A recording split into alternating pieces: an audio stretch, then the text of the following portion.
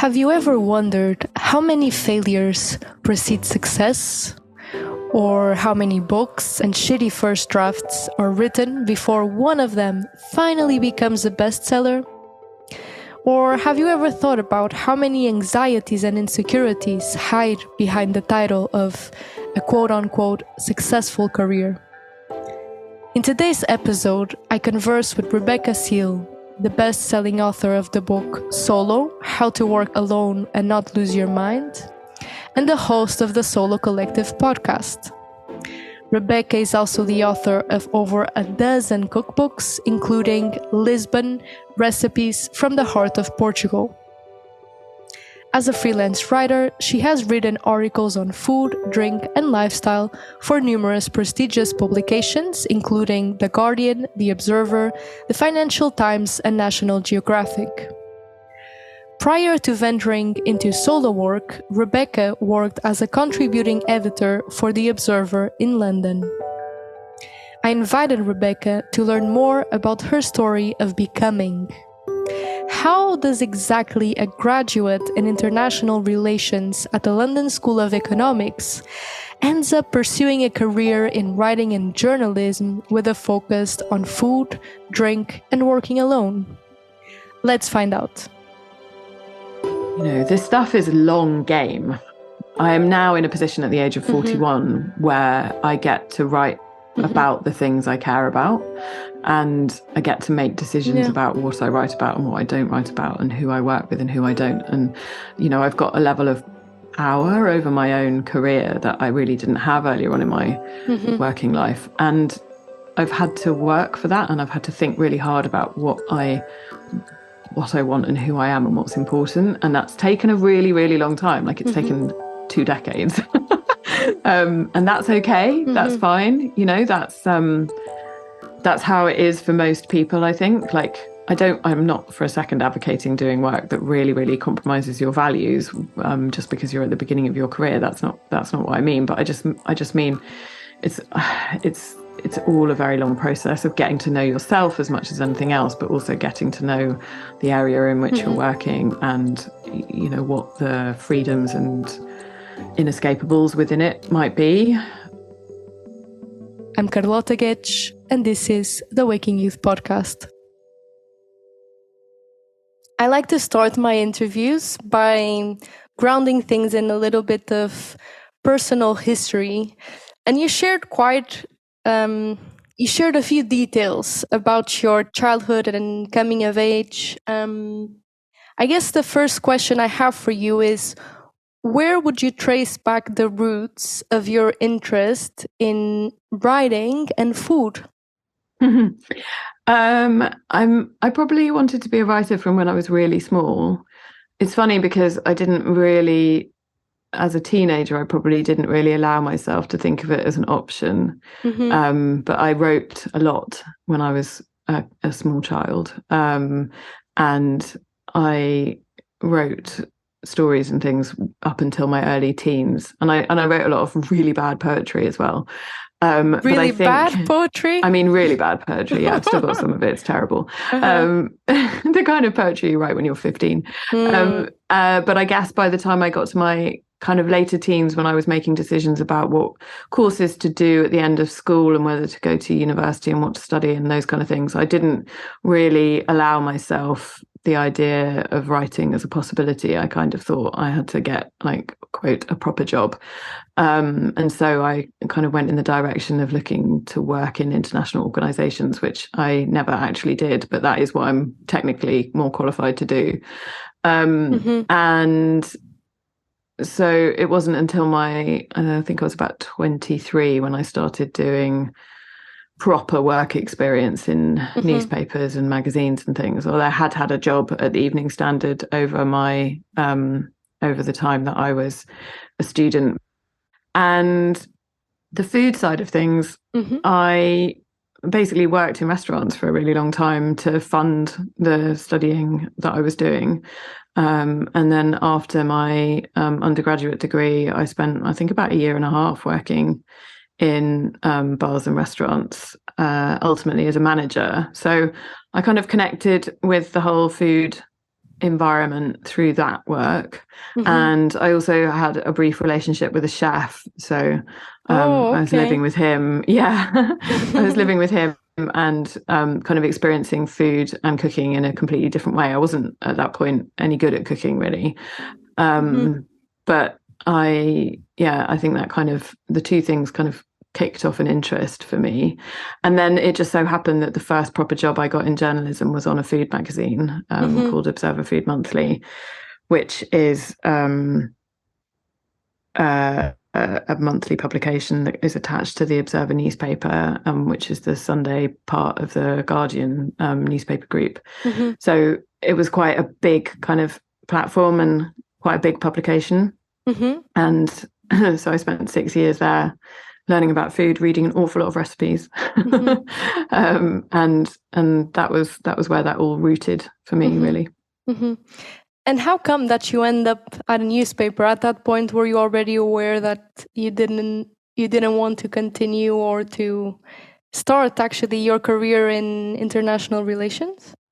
I think it was more that international relations didn't really want me. I applied for tons of internships in international organizations and loads of entry-level jobs. And I mean, the year that I spent working in the restaurants, I essentially had 2 jobs, and one was applying for things that people didn't even want to interview me for, and the other was working in the restaurant. And so it wasn't a very fulfilling experience, let's say, being constantly not even rejected, because I never even got interviews. But I think it was probably, looking back, that there was a kind of underlying reticence in the way that I was applying for things that made it clear to anyone that read the applications that I wasn't really suitable. And I'm glad for that, really, because I did a master's degree in international peace and security in the end, in an attempt to become more employable in that field. And at the same time got my first job on the newspaper. It's quite weird looking back. I was kind of pursuing 2 tracks equally diligently. And so I had to finish writing my thesis during the first few weeks of this job, because I wanted to finish the course. And I think I still had this like vague idea that I might end up going off and doing something. But my thesis ended up being on post-conflict justice and reconciliation. So looking at South Africa and the former Yugoslavia and Rwanda. And that meant I wrote about genocide a lot. And I just remember thinking, I don't have this in me. I don't have it in me to be exposed to this level of inhumanity on a regular basis. And I do think you have to be quite a specific person with quite a specific mindset, and mine wasn't that. So it was actually at that point, after I'd finished that thesis, that I was like, I'm not that person. And I'm not going to be able to do this work, because I found it extremely distressing to write that thesis. And so the idea of doing that kind of work, which was what I'd really thought I was kind of gearing up towards, was just not, it just wasn't going to be feasible for me. And why were you trying to be that person? Was it, you talk about your parents being social workers? Was it more like an actual external pressure, or more of like an internal pressure that you put on yourself? I think it was a combination of everything. I think one of the features of growing up a very bright kid, like I was a very, very bright kid, and I excelled at almost every subject that we did, apart from sports. I was really good at gymnastics, but absolutely terrible at anything else. I think that just kind of grew a network of expectations around me from all sorts of people. Like, I would never blame my parents particularly for pushing me, but I think, by the very nature of the fact that my dad's side of the family weren't particularly kind of, the generation before him had not had the opportunity to go to university or kind of do any further education. It was very clear to them. They could see, in fact, that's the same was true, I think, of my mum's dad. They could see very obvious benefits to following a particular path. And they would say, you know, we never pressured you to go to university, and that's absolutely true. But I think there was just this kind of undercurrent of sort of, but why wouldn't you? Because it's such an amazing opportunity, and we're in a lucky position that we can afford it, and all of that stuff. So I think there was that. I think there was a huge level of expectation from my teachers and from my school. Because I went to quite an ordinary comprehensive school, and there were a few of us in my year group who were able to excel in a way that was sort of unusual at that time for that school. And so I think the school were like, let's get the most out of these kids, both for us, but also for the reputation of the school and that kind of thing. I think, you know, it did a lot of good for the school to have people like me going to the London School of Economics, because people didn't very often go from there to, you know, that many red brick universities and that kind of thing. So I think when there were people like me around, and I wasn't like, there were other people in other year groups above and below me who also did similar things. But I think people like us tended to get quite a lot of attention and quite a lot of focus, because, you know, they wanted us to excel, but they also wanted to kind of drag the school's reputation upwards. And so we were useful in a sense. But I'm not sure that enough attention was paid for me and several of my friends who had similar experiences. I'm not sure enough attention was paid to exactly what we wanted and who we might actually be. There was quite a lot of discussion of like, well, obviously, Rebecca, you could apply for, you know, to Oxford or Cambridge and do PPE or whatever. And, you know, in one sense, that would have suited me, that I had the right kind of brain for that sort of thing. But you know, that wasn't at all going to take me somewhere that I really wanted to go. I just didn't know where I wanted to go. But whenever somebody said, well, you'd be very good at that, I sort of thought, oh, well, I should do that then. And so a lot of my choices were based on things that other people told me I'd be excellent at, rather than, you know, sitting down with myself and having a conversation with myself about what I might actually like to spend 3 years doing, which I think probably would have resulted in quite different choices. I feel like this is a little bit of a tangent, but I can't help but ask, because I'm very curious about it. There's a passage from Solo, where you talk about your arms in the air evangelical Christian phase when you were a teenager. Oh, yeah. Tell me more about this. Yeah, so I mean, I had quite a difficult time at school for a few years, because I was this kind of quite different kid, in the sense that I was very bright. I was also quite outspoken, which I think probably in retrospect was fairly difficult for other kids to be around. I was quite uncompromising at that point, but also just kind of markedly different. I talked differently to other people. I lived in a different part of the town to most of my friends.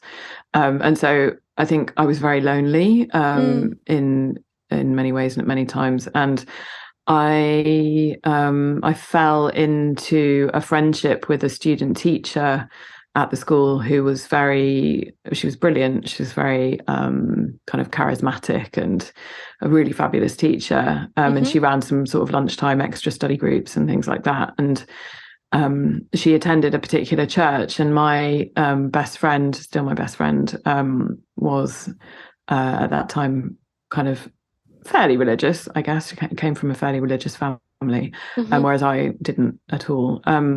And I mean, there's loads of threads to it, really. Like, I think it was somewhat of a rebellion. It was like the most kind of passive rebellion you can imagine, because it wasn't like taking drugs and staying out all night. It was going to church. But, you know, I think it probably was a kind of act of distancing myself from my atheist parents. But also it was a community, at the beginning at least, it was a community which I felt very welcomed into. It was unusual as an experience for me to walk into a space and for people to say, thanks so much for coming, we're glad you're here. It wasn't something that was particularly familiar to me as a sensation. I'm not sure that that's like fair on the people that I was at school with, because I think kids are just complicated, and you know, we're often quite self-involved at that point. So I'm not sure anybody was particularly interested in whether I felt welcomed or not, and I'm not sure I would have been paying much attention to other people's feelings either. But because the people in this church were obviously, you know, all ages, and therefore just at different stages of life and much more mature, they were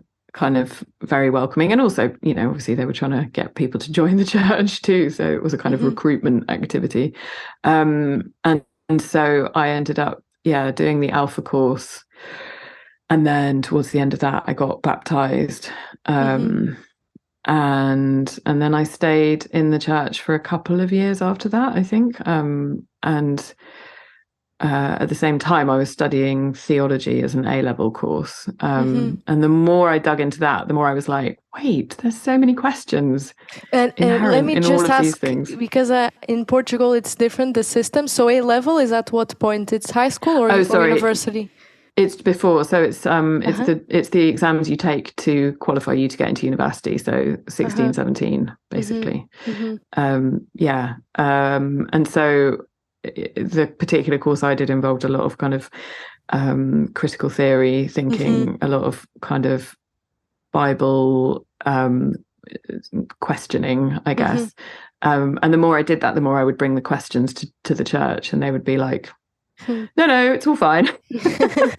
And I got to the point where I was, it destabilized my kind of faith and commitment. And I started to think that this was more about a kind of community of humans making decisions and choices, and particularly about people's kind of moral positions and so on. I found that quite hard to tolerate, the way that, you know, I knew that there were some choices that I was making in my life outside of the church that would really upset people within the church, and that if I were to share them, you know, things like, you know, they were very committed to no sex before marriage, certainly, you know, no drugs, no, you know, no, nothing like that. And I knew a lot of the young people in the church were struggling with a lot of that stuff, and there just didn't seem to be much support. I had a very tricky experience where I had an ex-boyfriend with mental health problems, and he ended up in a psychiatric hospital. Wow. Which was really traumatic for all involved. And I went to see the curate of the church to talk about,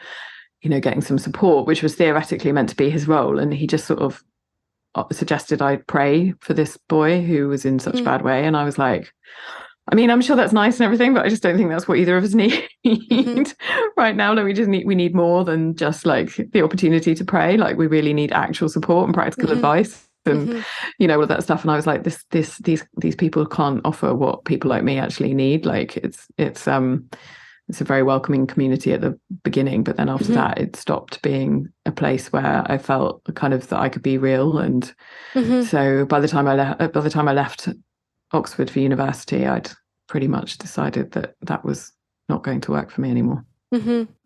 As you're speaking, I'm thinking that in a way, that critical thinking that you were applying already back then in the context of the church and religion is very similar to the kind of inquiry and questioning that I assume that you do in your work as a writer and journalist. And also, I caught up in Solo and in other places too, that you seem to have this very reflexive and critical, or a little bit skeptical in a constructive way, position about self-help. Yes. So it's curious to, you know, compare those two and see the similarities. Yeah, it's interesting. I had a teacher, a geography teacher, when I was maybe 14 or so, and I remember him saying to me that my skill was that I can take a complicated idea and make it seem simple. And I don't think I realised at the time how valuable that skill would come to be.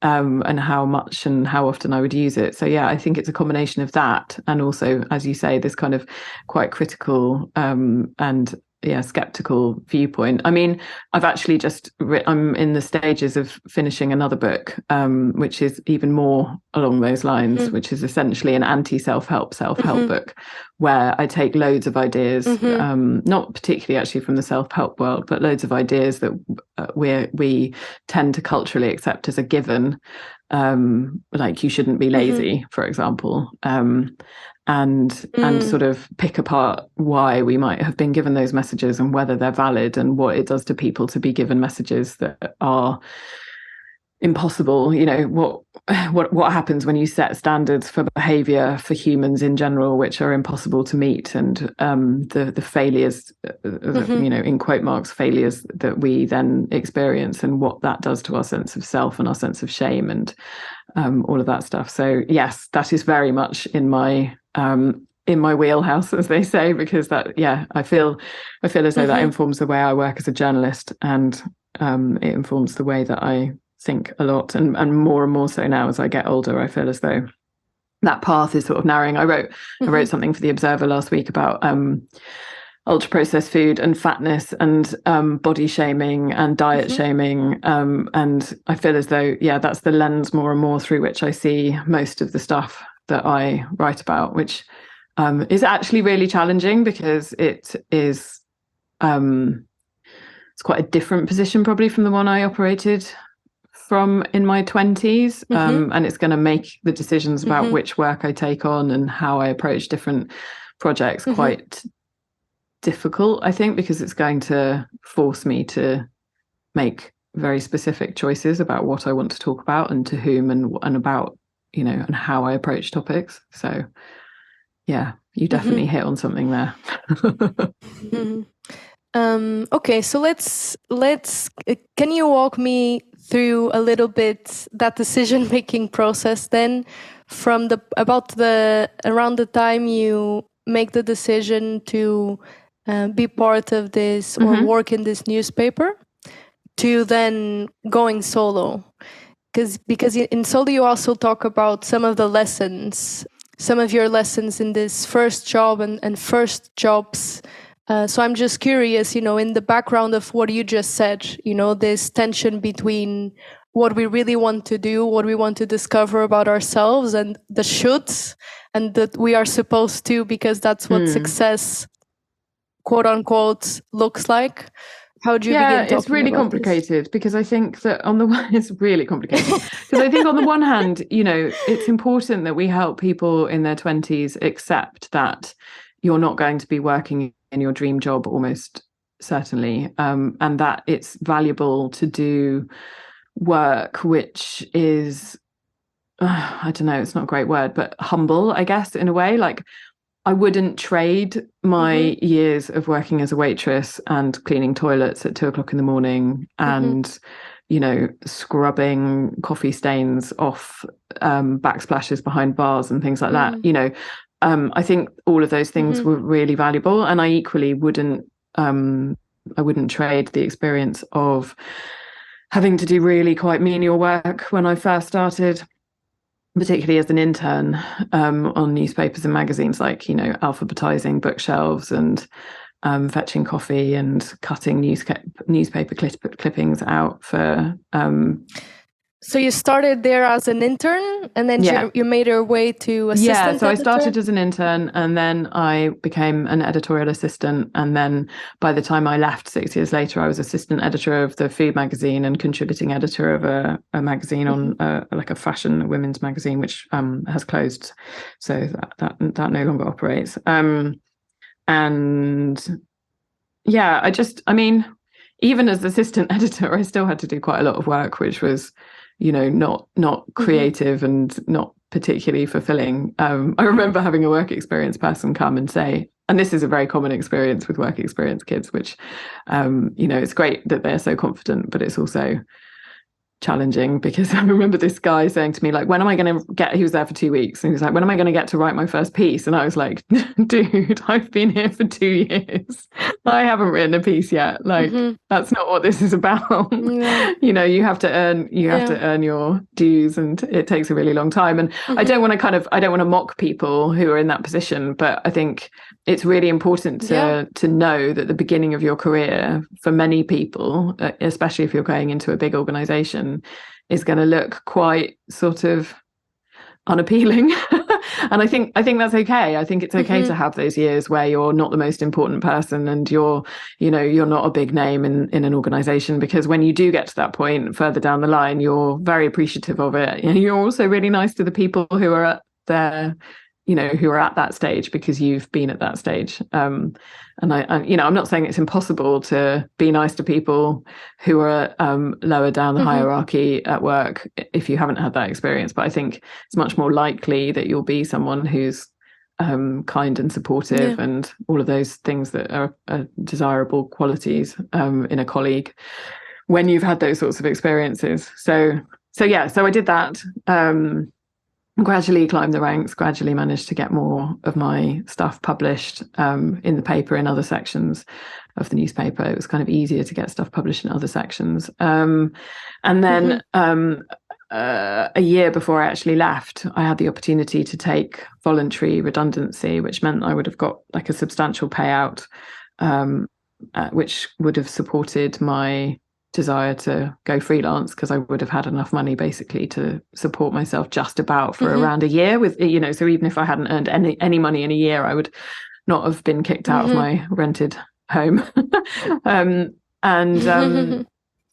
mean, it wasn't a quick or easy decision to take at all. My now husband will attest to that I literally talked about it for a year before I did it, because I was so kind of tied up with the idea of who that job made me into. It was very hard to conceptualize of myself outside of that job, because it had been who I was so much for such a long time.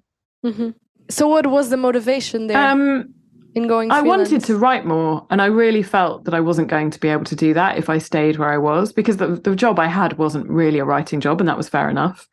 And I also felt, I don't know if this is true for all big organizations, but I felt that in that particular one, it was quite difficult to transcend the sort of image or notion people might have of me as this quite young kid, because I was only 23 when I started there. And,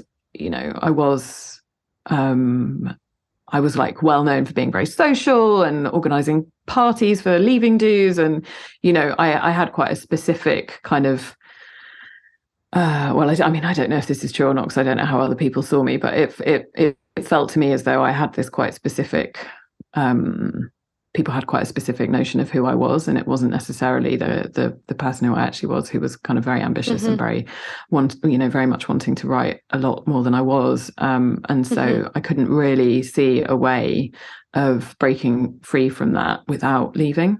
And so, that's what I did. And at that point, you had clear that you wanted to write, which is quite different than from the place that you began when you were 22, 23. Definitely. And it took a really long time to make my peace with that. It took a really long time to get to a point where I was like, it's okay that what I'm writing about is, fun, that it's mainly food and drink and, jolly things, entertainment, essentially. I think that's another point which is valuable for people at the beginning of their career, which is that, this stuff is a long game. I am now in a position at the age of 41 where I get to write about the things I care about, and I get to make decisions about what I write about and what I don't write about, and who I work with and who I don't. And, I've got a level of power over my own career that I really didn't have earlier on in my working life. And I've had to work for that, and I've had to think really hard about what I want and who I am and what's important. And that's taken a really, really long time. Like it's taken 2 decades. And that's okay. That's fine. That's that's how it is for most people, I think. Like, I'm not for a second advocating doing work that really, really compromises your values, just because you're at the beginning of your career. That's not what I mean. But I just mean it's all a very long process of getting to know yourself as much as anything else, but also getting to know the area in which you're working, and what the freedoms and inescapables within it might be. I am much more at peace with the work that I do now, but I've had to earn the right to do that work in this field by doing an awful lot of other work to prove that I'm decent at what I do. Several things come up for me. One is, you talked about, how it took you some time to process and to accept the kind of work that you actually wanted to do. And I feel like I personally sit with this question, and I feel that a lot of people, in their 20s and who perhaps have this interest in questioning or social change or personal development, feel this pressure to do something of service to the world, particularly in the chaotic times that we're living. I feel like after the pandemic, actually, I hear more and more of that as well. Also, let me put this another way. I feel this tension between doing work that is of service and that contributes to social change, and work that I find meaningful personally, right? You also talk about that in Solo.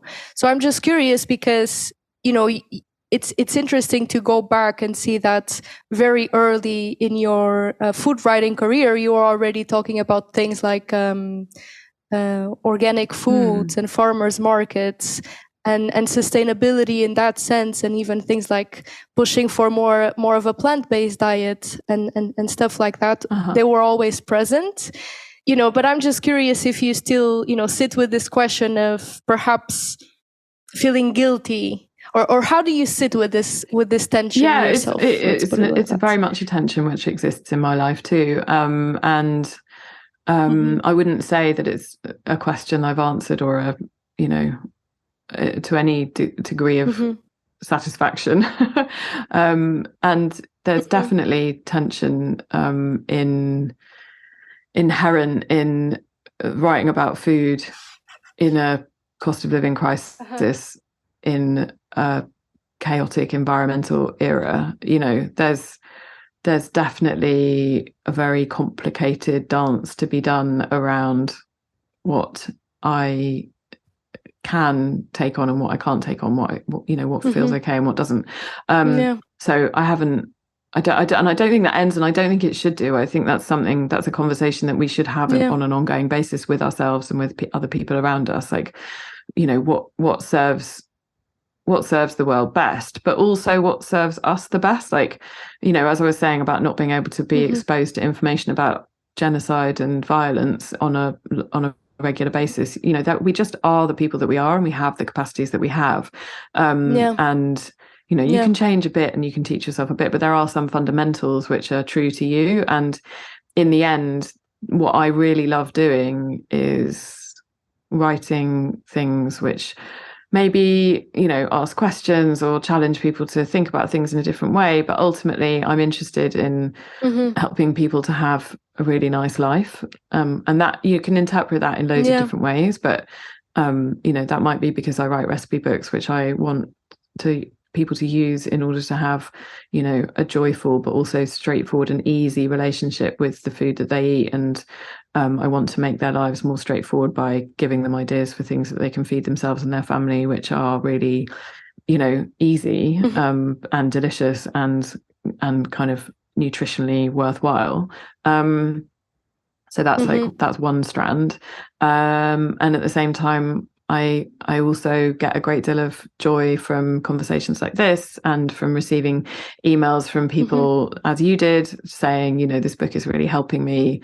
Like, that's an extraordinary privilege. So, I'm really grateful that I managed to get to that point. But also, there's no way that I could have written that book a day before I wrote it. You know, there's no sense in which I was ready or at a point of understanding personally or kind of more broadly culturally. I couldn't have done it any earlier, and I've learned a lot subsequently as well. And I would say things differently now, and I've got more information which backs up more of my points. So I think it's an evolutionary thing, that tension between what I should do and what I want to do, and what has value and purpose, and and where you find that value and purpose and how you define it. Is it stuff that brings you joy? Is it stuff that makes you feel that you've made a positive difference to the world? Is it something which somehow manages to do both? Is it that you put food on the table this week and you're not worried about the rent for the next 2 months? Or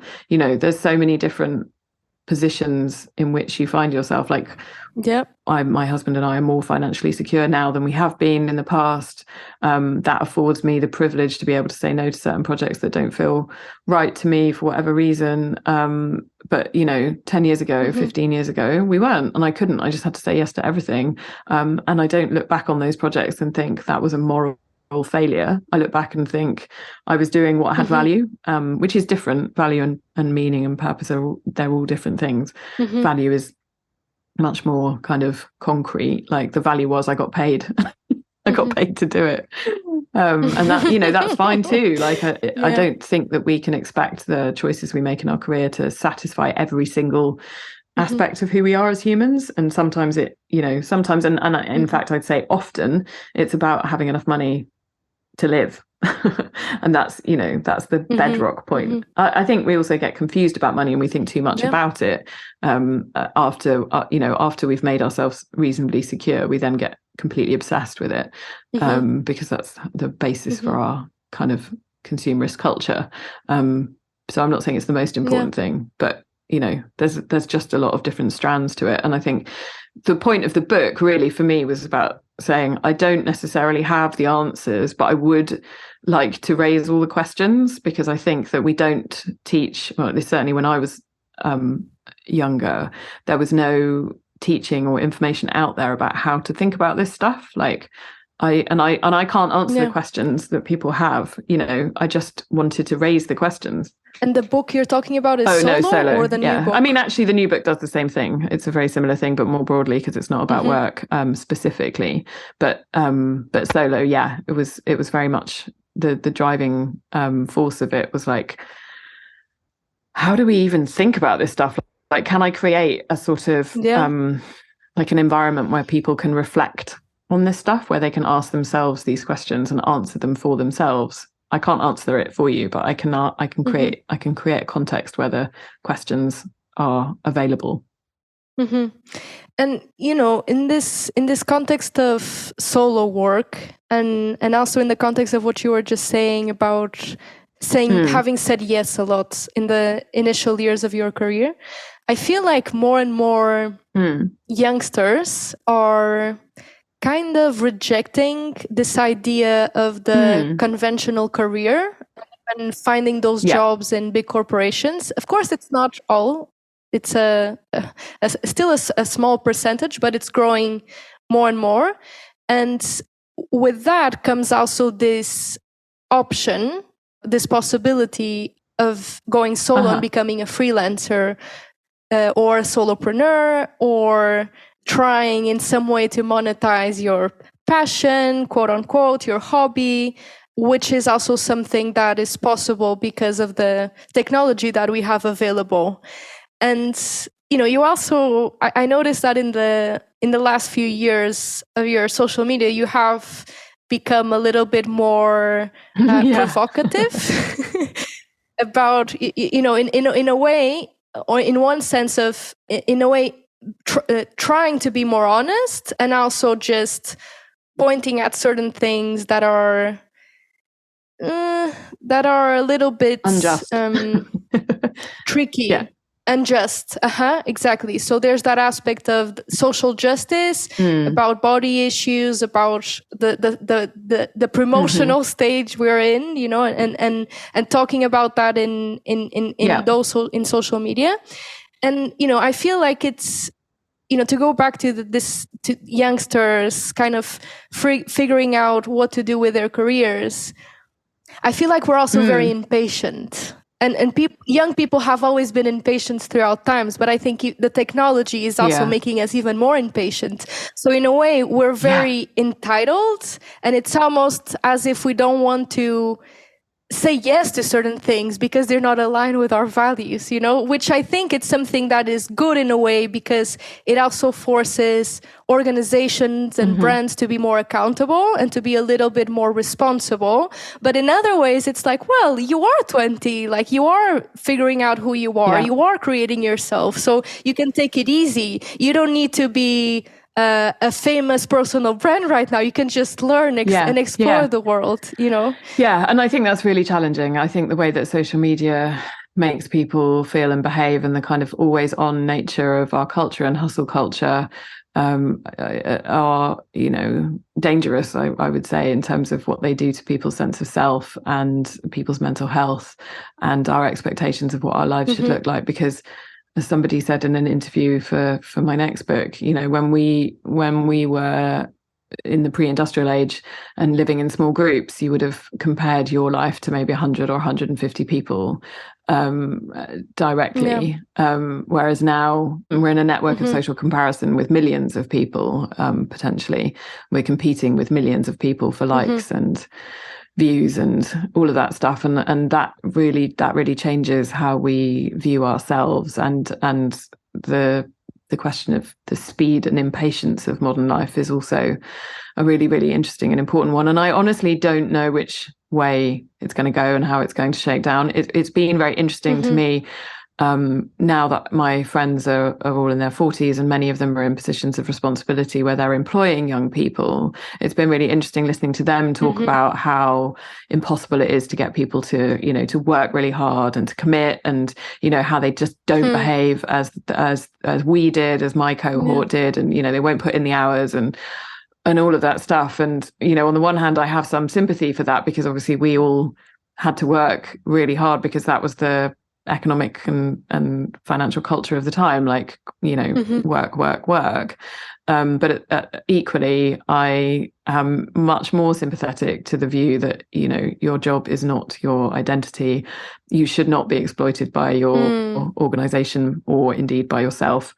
You shouldn't be working insanely long hours just because you're a junior member of staff. And I don't think that should be the foundational practice for how you start a career. I mean, when you look at it rationally and sort of step away from it, there's no obvious reason why people should have to burn themselves out in order to establish themselves in a career. And for some people, the consequences of that are extremely damaging, such that they end up without a career. So I just cannot get on board with the idea that that's how things should be. But at the same time, because there's also, 2 or 3 generations of people above you when you're making the decision to, like the quiet quitting trend, which, I think is is generally a good thing. But when you've got several generations of people above you who think that is terrible and a sign of uncommitment rather than a sign of a healthy relationship between your ideas of who you are at work and who you are in the rest of your life, until that stuff changes, it's actually does have the potential to be damaging for your career, and does have the potential to mean that you don't end up getting where you want to go. And that's a real clash. It's a real cultural clash of ideas between the 2 generations. And I do often think it's funny that I give workshops about how not to overwork, and how to create a distinct boundary between who you are at work and who you are at home, or not who you are, but like how you operate and where you operate if you're working from home and all that kind of stuff. And I just often think that there must be an enormous gulf between the different generations to whom I'm speaking, because there are some people in the older cohort who are just like, well, why wouldn't you work really hard, and why would you want to create boundaries and distinction and all that kind of stuff? Like, this is how we operate, this is what work is. And then there's the younger group who are like, I do not want to sacrifice myself on the altar of overwork, if that's okay. So I'm down with the idea that I might only do an 8-hour day. It's a fascinating I think it's a fascinating moment in working culture, but I honestly couldn't tell you which direction it's going to go in next. Yeah. We are creating exactly. it, which has always been true. It's always been true. I think we're just doing it more consciously than we have done up until now. But also, I guess I would also just like to note that even thinking about these things is a very privileged position in which to be. And for most people, their working lives are dictated by financial responsibilities and requirements. And most people's work doesn't involve being able to have these conversations with yourself or with your employer, because things are, too rigid and too structured, and earning the money that you need in order to live is too important to risk anything. So, I think for all that we say, oh, we're creating a new working culture, that applies probably to somewhere between 15 and 25% of the working population, because everyone else is working in a way which just isn't open to that. Yes, and this an idea that I like and have been entertaining is that I think it's more productive that to, instead of feeling guilty about the privilege, turning it into a responsibility, and so doing something about it. Because if we can afford to say something in those jobs that other people who perhaps aren't as privileged as we are, if we vocalize those things, then we're changing the culture for everyone. Yeah, that's funny. I just interviewed somebody for my book about an entirely different topic, about beauty culture, actually, and she used exactly the same phrasing. And I think you're completely right. I think by making choices and making points and divesting yourself of certain aspects of kind of social constraints, and doing so vocally and kind of consciously, you can create trickle-down change. The difficulty is that sometimes the exercise of those privileges creates a gulf between the two groups of people. And so I think, it has to be done in a really kind of careful and conscious way, where it's obvious that what we're trying to do is create change more broadly, rather than siloing change into groups which already have privilege, like, the one I'm in, which is white middle class, and, living in an economically decent situation, although the UK is slowly falling apart. So I don't know how long that'll be true for, but There's so many things that I still have, but I also feel like we should start wrapping up. There's one thing that I would really like to highlight, because, in this context of also the impatience of the youth, it's interesting to just lay out your timeline and see that, before the huge success that Solo was, there was a lot of hard work and a lot of books before that. Yeah, definitely. Which puts things on perspective, and it's really interesting to see that resilience there, of you figuring out and crafting your path as you go, and then culminating in the success that you're having now, also with the cookbooks. But it was not overnight, and I think it's helpful to also talk about those things. So by way of timeline, I was at the Observer for 6 years, and as I said, I wasn't published much in that time, and what was published were kind of very specific first-person interviews. So that's a very specific skill, and I'm very glad that I had the opportunity to craft it. But it's not the kind of writing that I sort of dreamt I was able to do. And then I left. I went freelance. That was terrifying. I did quite quickly get a kind of a more corporate editing job for a restaurant group, which was great, because that became my kind of financial safety net for the next few years. And then I just said yes to everything. As we discussed earlier, I said yes to absolutely everything, and worked incredibly hard for a long time, like 6 years really, of just absolutely grinding, maybe 6 or 7 days a week.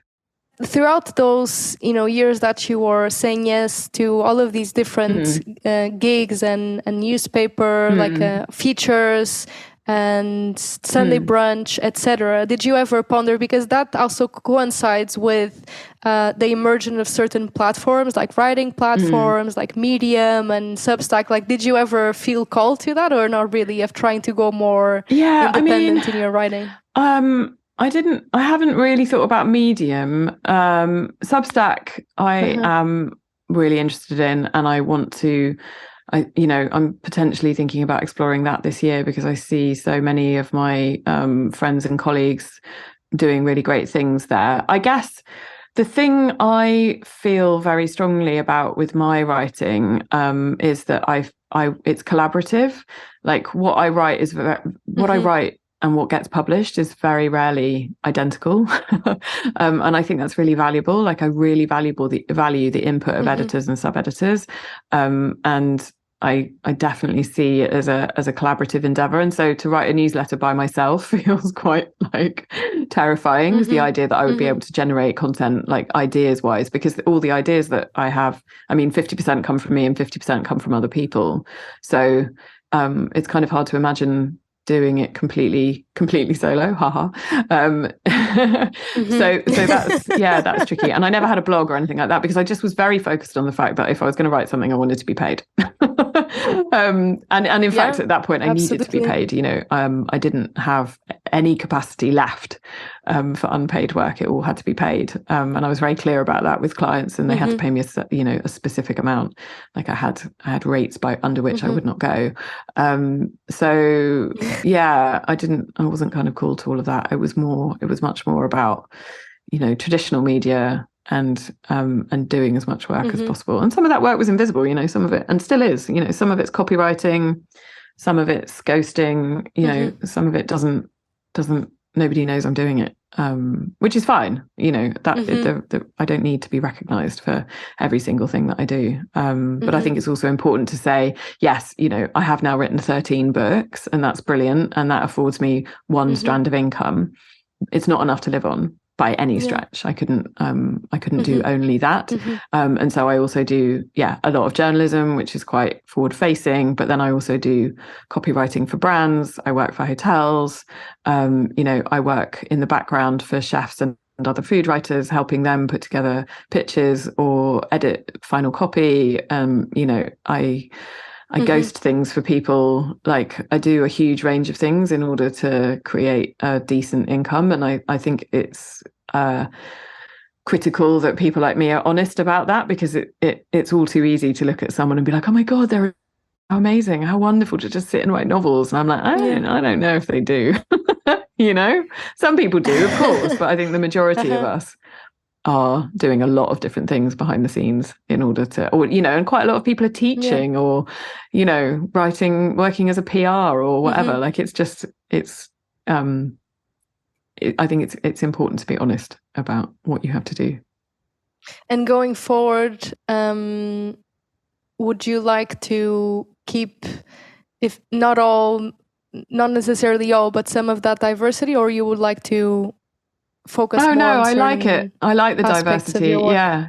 Because they're all different skills that need to be practiced. I think they're all different muscles to exercise. So, writing copy for a hotel is a very particular skill. And I really, really enjoy doing it because you're operating within a very strict set of boundaries. And very specific rules around the language that you use. And it's like a kind of game or a puzzle. And I really like that. But then I also, massively enjoy spending 6 months getting into a topic that I can write a book about. But then at the end of that 6 months, I'm like, oh my God, please let me write some recipes. The last thing I want to do is like deeply, deeply intellectually engage with something incredibly hard that also requires me to write about my own personal history. Let me do something where, again, recipes are not formulaic, but they're formatted. And so it requires a very, specific part of my brain in order to make them work and in order for them to be good. And you have to do a lot of shopping and a lot of standing up and a lot of cooking and a lot of washing up. And, and then I'll finish a cookery book and I'll have done 100 recipes from scratch. And that's a huge amount of washing up. And I'll think, oh my God, I really just want to write some long features about interesting topics that I'm really intrigued by, which I'll have made a list of while I'm writing that book. And, and then I'll do that for a few months, and then I'll be like, oh man, I need to earn some more money. And, I've got to do something else. So I can't really envisage my career being any different to that. I think, and I find it I think it's really luxurious to be in this position and be as satisfied as I am with all these different things. Thankfully, it doesn't look like ChatGPT is going to knock me out of a job just yet. But that's an ongoing concern for all of us in the industry, I think. Yeah, absolutely. Okay, so our last question is inviting also your 20-year-old Rebecca to the table. What words of advice would you give to her, that 20-year-old Rebecca, figuring out what to do with her life? I mean, I think 20-year-old Rebecca was so anxious about so many things that I would probably just, gosh, what would I say? Stop drinking coffee now, because that makes you more anxious. Actually, honestly, the thing that comes at top of my mind, and when you emailed me over the possible questions to think about, it was the first thing that came to my mind. It's nothing to do with work. It's actually try and figure out getting to a place where you're not always thinking about how you look. Because I think that was probably the most preoccupying and disabling thing that I had going on and continue to wrestle with now. Like, I think women are taught that the currency of their worth is in how they look and how they present themselves from such an early age that it becomes all consuming, particularly if you're in your late teens and early 20s. And those are all cultural messages that we're given, and they come to us every day, incessantly.